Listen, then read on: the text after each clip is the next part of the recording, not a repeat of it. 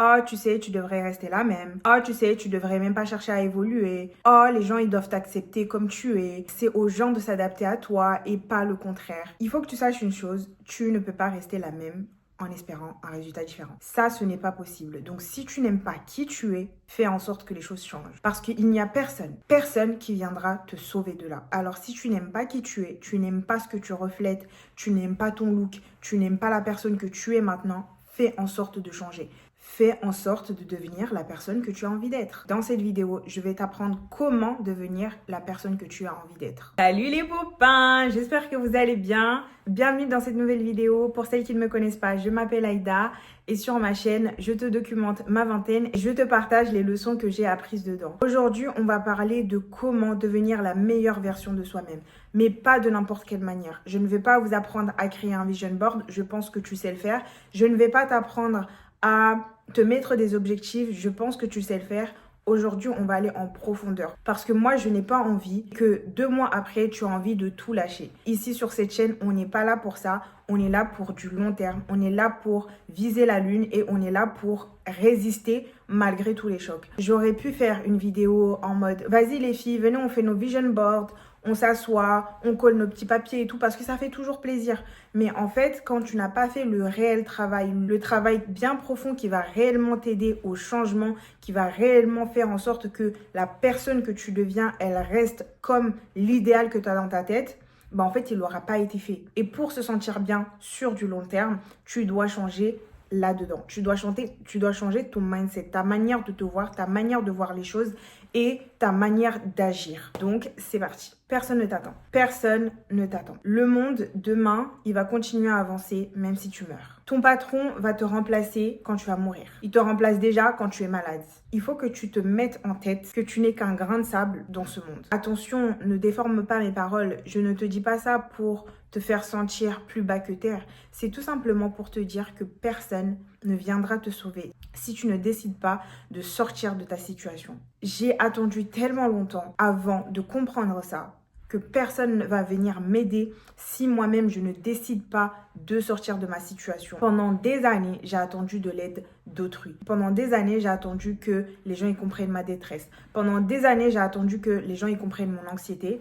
Et en fait, j'ai beau en parler autour de moi, les gens, ils peuvent me conseiller sur certaines choses, mais ils ne peuvent pas faire les choses à ma place. Donc, si tu n'aimes pas qui tu es, si tu n'aimes pas ce que tu reflètes, si tu n'aimes pas la personne que tu es, la vie que tu mènes, ma belle, tu as cette chance qui est incroyable, qui s'appelle se réinventer. Tu peux te réinventer littéralement à l'infini. On va prendre l'exemple le plus parlant, c'est Beyoncé. Au début, Beyoncé, elle disait souvent que quand elle montait sur scène, elle n'était plus Beyoncé, elle se créait un personnage qui s'appelait Sasha Fierce, un truc comme ça. Cette personne-là, c'est Sasha Fierce, donc c'est la version 2.0 de Beyoncé. C'était une personne qui avait confiance en elle, c'était une performeuse, une femme incroyable qui dominait la scène, Beyoncé que tout le monde connaît. Et pour te dire que même les restas, les plus grandes stars, utilisent cette méthode. Si tu n'as pas confiance en toi, tu n'aimes pas ton physique, agis comme la meilleure version de toi-même. Si on prenait mon cas, honnêtement, Aïda la paresseuse, celle que j'étais, c'est une fille en fait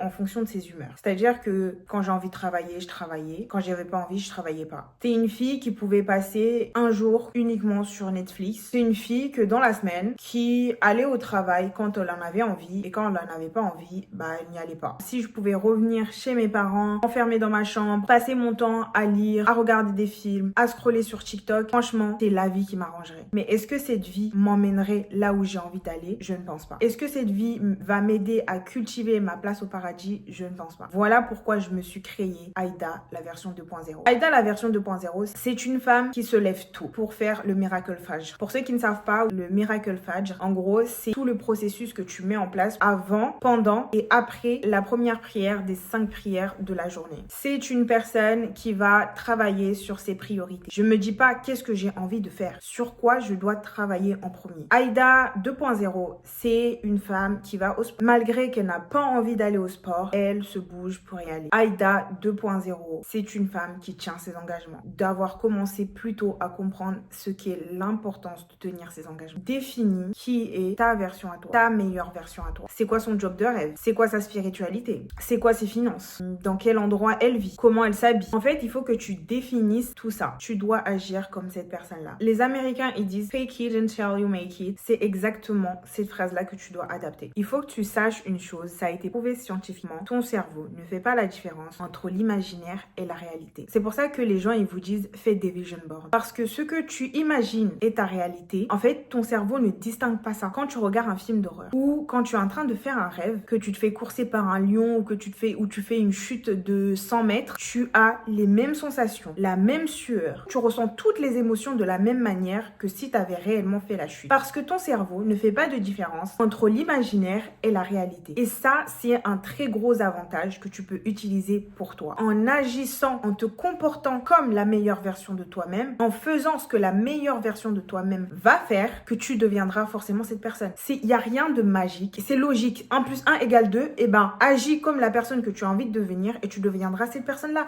C'est aussi logique. Et ça ne te servirait à rien que je te mette mon vision board. Parce que mes inspirations, ce que j'ai envie d'avoir dans ma vie, la personne à qui j'ai envie de ressembler dans ma vie, n'est pas forcément celle à qui tu as envie de ressembler. La seule personne qui sait au plus profond d'elle-même quelle relation elle a envie de construire avec Dieu, quel métier elle a envie de faire, c'est toi. Et je pense que c'est le conseil que je ne répéterai jamais assez, les filles, c'est commencer petit. La personne que vous voyez là, ce look-là, c'est la meilleure version de moi-même. Dans la meilleure version de moi-même, j'ai du poids à perdre. Je ne peux pas vouloir, admettons, gagner 25 000 € par mois et penser que du jour au lendemain, je vais gagner 25 000 € par mois. Déjà, c'est comment je vais réussir à faire mes 100 premiers euros. Comment je vais réussir à faire mes premiers 500 premiers euros. 3 000, les 4 000, etc. jusqu'à arriver aux 25 000 € par mois. Vous voyez ce que je veux dire? Commencez petit, mais ayez des grandes ambitions. Quand j'ai décidé de perdre 10 kilos, je me suis pas dit, ouais, je vais aller tous les jours à la salle, je vais me nourrir à base que de légumes verts. On n'est pas là pour faire du court terme, donc il est important de comprendre le concept de commencer petit et d'y aller à son rythme. La seule personne avec qui vous faites une course, c'est vous-même. La seule personne devenir meilleure de 1% chaque jour, c'est vous-même. Tu n'as pas envie de juste garder ce changement pendant 6 mois, de faire en sorte que tu puisses évoluer tout au long de ta vie. Et la meilleure manière, la plus saine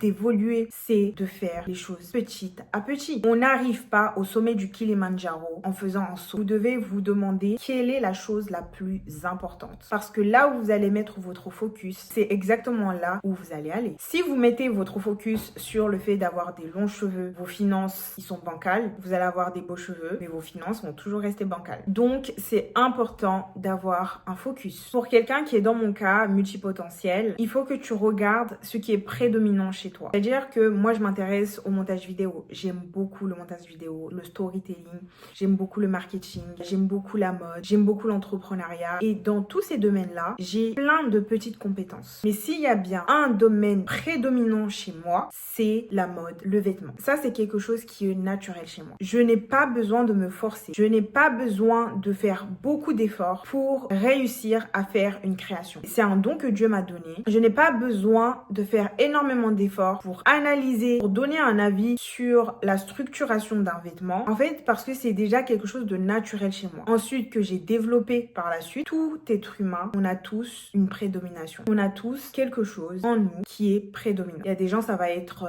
un sport. D'autres personnes, ça va être tout ce qui est artistique. D'autres personnes, ça va être les conseils. Et on a tous une caractéristique beaucoup plus dominante que les autres. Maintenant, à toi de la trouver et de trouver comment tu vas en faire un métier. Parce qu'il est important que tu fasses un métier dans lequel tu es épanoui. Quand tu fais un métier dans lequel tu es épanoui, quand tu exerces ta passion, tu n'as pas l'impression de réellement travailler. Même si tu ressens de l'épuisement, mais c'est de l'épuisement avec de la joie. Parce que tu aimes ce que tu fais. Parce que tu es reconnaissante envers ce que tu as. Tu fais quelque chose qui est prédominant et qui est naturel chez toi. Ça va te demander moins d'efforts de faire ça que de faire quelque chose que tu n'aimes pas. Il y a beaucoup de filles qui vont dire mais moi je n'ai rien, je n'ai pas de passion, je n'ai réellement pas de passion. Vous pouvez ne pas avoir de passion. C'est ok de ne pas avoir de passion, mais c'est impossible que tu me dises il y a rien, que tu te sens épanoui en le faisant. C'est pas possible parce qu'on a tout ça, on est tous humains et Dieu nous a mis tous quelque chose en nous sur lesquels on a beaucoup plus de compétences que les autres. Maintenant, à nous de voir si on travaille dessus pour les améliorer ou on va laisser mourir ce talent qu'on a. Trouve-le et concentre-toi dessus. Le problème, ce n'est pas tes ambitions. Le problème, ce n'est pas tes objectifs. Le problème, ce n'est n'es pas ta to-do list. Le problème, c'est que tu veux effectuer les choses d'une personne qui n'est pas toi. Cocher ta to-do list pour pouvoir cocher tes objectifs à l'année, pour pouvoir cocher tout ce que tu as envie de cocher, il faut que tu sois honnête envers toi-même. Sois honnête envers tes traumas, sois honnête envers tes actions, sois honnête envers tes défauts, parce que c'est en étant honnête envers toi-même que tu vas faire des choses réalistes. Donc je me dis, ok Aïda, il faut que tu sois honnête avec toi-même. Là, tu fais tout le temps tout à la dernière minute. Tu n'as pas le temps d'anticiper les choses. Quand il y a des problèmes, tu galères, tu pleures, tu es fatigué parce que tu fais tout à la dernière minute. Et tu sais, tu as un problème avec la notion du temps. Comment tu peux faire pour corriger ce problème-là? On revient encore à l'importance de se connaître. Vu que je connais mon problème de temps, maintenant, je me mets des deadlines avant les vrais deadlines. Si tu me dis, on doit se rencontrer à 14h, je dois être là-bas à 13h. Le fait que je me dise que je dois être là-bas à 13h, je vais commencer à me préparer à midi et je sais que je vais sortir à 13h. Ça me permet d'avoir une marge. C'est exactement la même chose pour les robes. Pour ceux qui ne savent pas, j'ai une marque de vêtements qui s'appelle Aïda Couture. C'est des robes de mariée, des robes de soirée, voilà. Je crée des robes, etc. La personne, elle va venir, elle va me dire, ouais, moi j'ai mon mariage le 21 décembre. Pour moi, son mariage, il est le 21 octobre. Ça veut dire que sa création doit être terminée le 21 octobre ou je dois la rendre en octobre. Et mes clientes, elles sont choquées parce que quand je leur dis, oui, j'aime rendre mon projet à l'avance, en fait, ils pensent que c'est en mode, genre, je suis hyper pro, je suis hyper carré, etc. Ce qu'elles ne le savent pas, c'est que si je le rendais le jour où ils m'ont demandé de la rendre, j'allais jamais leur rendre. Ils allaient finir à poil ou ils allaient finir la veille de leur mariage en train de chercher une nouvelle robe. C'est pour ça qu'il est important d'être honnête avec vous-même, d'être honnête avec vos faiblesses, d'être honnête avec votre flemmardise. C'est la manière d'évoluer envers la meilleure version de vous-même. Si vous avez des problèmes avec les hommes, c'est-à-dire que vous avez eu des traumas, moi je sais que j'ai des choses à travailler sur ce côté-là, le côté relationnel. Demain, si j'ai une relation avec un partenaire, honnêtement, même avant, je pense que si j'ai l'argent, je n'hésiterai pas à aller voir un psychologue. Parce que il y a des choses, il y a des fautes que je sais que je vais lui remettre sur cette personne-là alors qu'elle n'a rien demandé, alors qu'elle ne m'a rien fait. Mais j'ai des mécanismes de défense qui sont venus parce que j'ai eu un passé douloureux en amour. Ce qui fait que pour ne pas impacter la personne qui viendra après, je sais que j'ai un travail à faire sur moi, sur ça. Mais bon, on a de la marge. Je dis on a de la marge alors que